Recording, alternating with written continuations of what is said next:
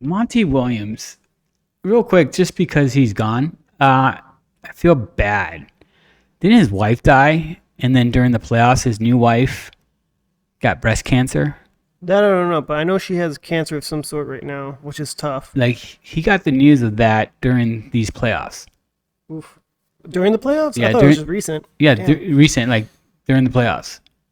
Maybe that weighed on him. I think the two blowouts. That's why he was fired. It was two blowouts in the playoffs. It's hard for me to believe that it's his fault. I don't think it's his fault.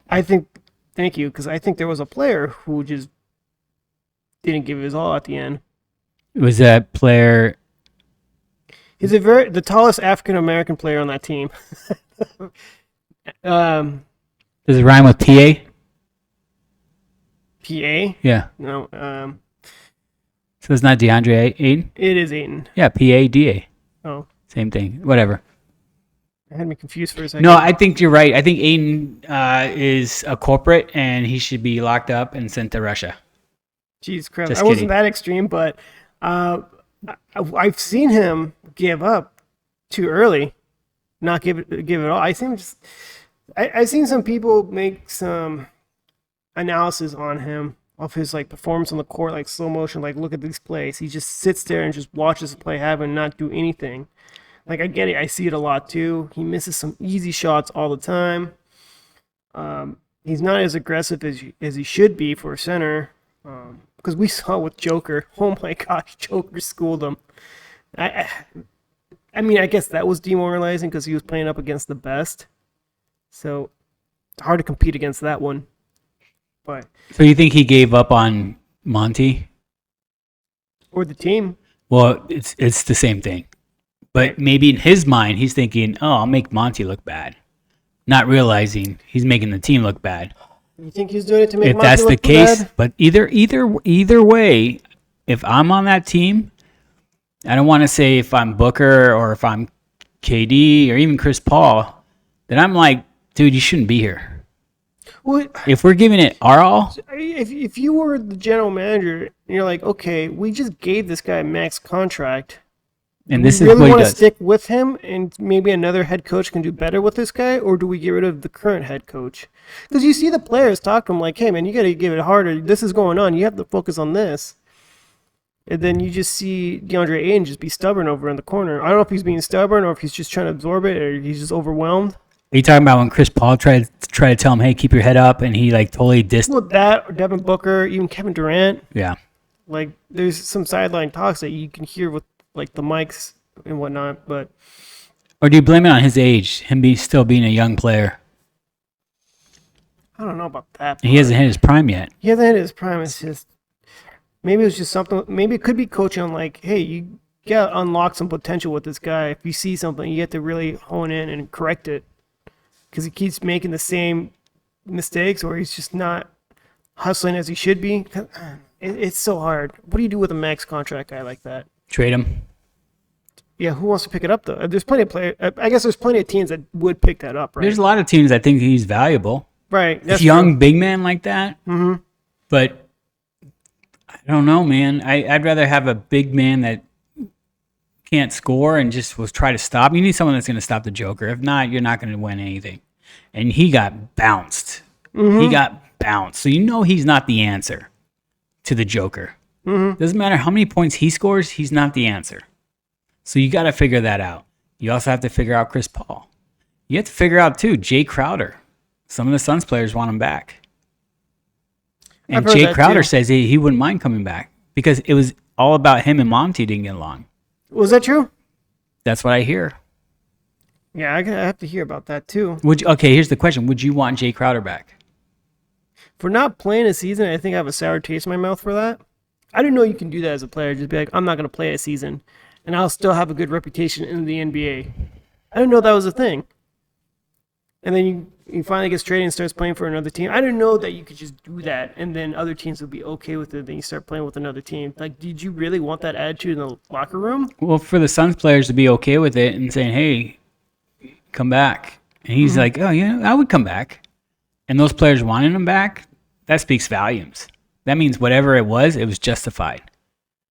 That means there must have been some bad back and forth, some hatred or something that the players were like, well, you know what? Jay's not really in the wrong. And that's why they fired the coach and not the player. They got rid of Jay because they had to. Maybe they could have said Monty Williams was probably not the answer. But with DA, they're probably like, well, we can't get rid of DA. This is a second player. If this is, first time, I get it. Second time, it's not a coincidence. Something's wrong with the coach if that's going on. So what is Frank Vogel going to do different? Let me pull him up. That Monty hasn't, right? And with Frank Vogel, are you sold on him? Do you like him? Is he the answer? Is he the guy that's going to get us over the hump? Because I'm telling you right now, I don't think so. I don't think so. He just and it's nothing against Frank Vogel. I just don't think the Suns, what I saw and what I see from the other teams coming, Golden State's going to get stronger. Guarantee it. Clippers are going to get stronger. Guarantee it. Denver is going to be Denver. Well, here's the thing. They're going to build the Suns around Booker and Kevin Durant. So you need a bench. You need a bench. They need a bench so badly. Was it the rotation that Monty wasn't doing very well? People question his rotation method. Again, you can't blame a coach for not having talent. You traded your bench and assets to get Kevin Durant. Thinking Kevin Durant was going to come in and be Kevin Durant of old. Instead, he's just old Kevin Durant. He's good. He's not great. You traded for great, and you didn't get it. And you won't. He's old. Another year's coming up on him.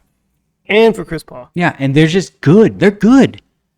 Right now, you have greatness in Devin Booker. Just like LeBron James, good, but not good enough to win a championship anymore. That's another guy. I don't think LeBron James wins another championship unless he does the Tom Brady approach and says, I am willing to take pay cuts to bring in the talent to win. Yeah, I got my money. I just want to win rings now. He doesn't just have money. He has, residuals. He has his shoe contracts. He has his drink contracts. He has all these investments. Take pay cuts. Go get the good players. Create that super team that you always talk about. But you can't because everyone wants their handout. You've gotten those big deals. Why does it matter if you have 3 teammates that make more money than you? You're going to win a championship. Your name's number 1 on that list. You're the head guy on the roster. What does it care how much the other guys are making? I wonder if that takes into account with contracts. Hey, if we take a pay cut in this NBA contract, we can guarantee you endorsements with, say, Nike or something. It happens all the time. I'm sure it's been thought of, right? Yeah, but you got to look at it too. A lot of it is ego, right? Sure. Your buddies see, oh, dude, you're good, but so-and-so is making more money than you. Oh, you're good, but you're only the 3rd highest paid player in your team. I want to be the number 1 highest paid player on the team. Yeah, you'll get endorsements that your teammates can't get. You have arguably the 2nd best shoe deal in the history of basketball. It's him and Kobe. You're right there because you're not touching Jordan. You're not touching Jordan shoes. Though that thing is way ahead. His sneakers, I have a ton of Jordans. They're great. So he's not going to touch. So Frank Vogel, not the answer, you don't think? Playoff coach, at least. He's a good coach. He's good coach, but I just think he's coming in. I don't want Suns fans to think that he's the answer because he's playing with veterans. He's not playing with a bunch of young kids, and he's going to miraculously get them together. The Suns are going to go in this offseason. They're going to go get some pieces, and he might have a better record or a better playoff run than Monty. And people are like, look, Frank Vogel is so good. Look at the rosters. They're going to be different. So they're good in the playoffs. Hopefully finish top 4 in the playoffs and go from there. Yeah. We're also talking about Chris Paul has until the 28th before they make a decision on what to do with him, right? So the Suns make a decision before 28th for his contract to become fully guaranteed at that $38 million.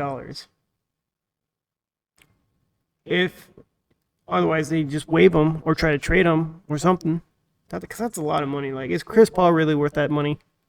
Or could you find another center for that same amount? Another point guard for that amount? I don't know. I don't know who's out there. There's a rumor that the Suns want to bring in Bradley Beal. I don't think he's the answer because he commands a big paycheck. Do I like Bradley Beal?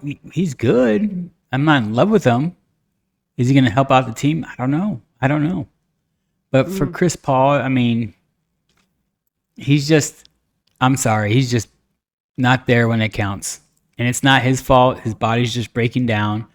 He gives it his all, and he can't get it done. He just can't get it done. That's how I feel. What do you think? Yeah, I like Chris Paul a lot. I really do. I respect him a lot. Because the person you want right now who can just lift the most weight on that team is going to be Devin Booker. He still can. He's still great. He's still in his prime. Chris Paul, how can he help him? Does he help him a lot? Is he more of an asset or is he more of a liability at this time? Is there a point guard that they could bring in that can provide? But like you said, there's not that many out there. Otherwise, they'll demand a lot of money. But it's going to be the Devin Booker and Kevin Durant show. So how do you build a team around that when there's other two players that have max contracts? Ayton and Chris Paul. Ayton, it's hard to say. They're going to keep him, huh? Because they might not find a suitor. That whole trade to Portland for the third pick or whatever, that's not going to happen. They're not going to.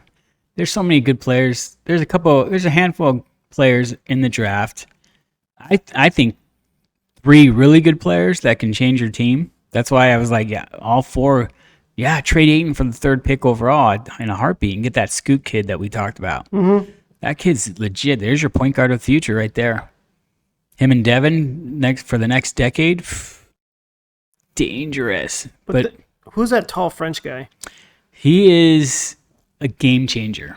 Mm-hmm. He's going to change the game like another. But he's skinny right now. A lot of people are like, oh, he's tiny. Just needs to bulk up, whatever. This is the NBA. They're going to bulk him up. Plus, Kevin Durant is skinny still. Yeah, he's so good. This kid is so good, but we'll see. But there's no way the Suns can get him. No, he's going to the Spurs. There's no way you're going to trade a generational talent like that. They're saying he's the best talent since LeBron James. Mm-hmm. Sure. I mean, there's no way the Spurs are going to give up that opportunity. No, Pop's going to be like, cool, now I can rebuild and put San Antonio back on the map. There you go. You start off with that big guy. And then you can go in free agency and pick up some pieces. And they can get back to the playoffs. Mm-hmm. And start giving people problems. And if you're an old school Suns fan, you hate the Spurs. Oh, yeah. You hate the Spurs with every fiber in your being, You hate them.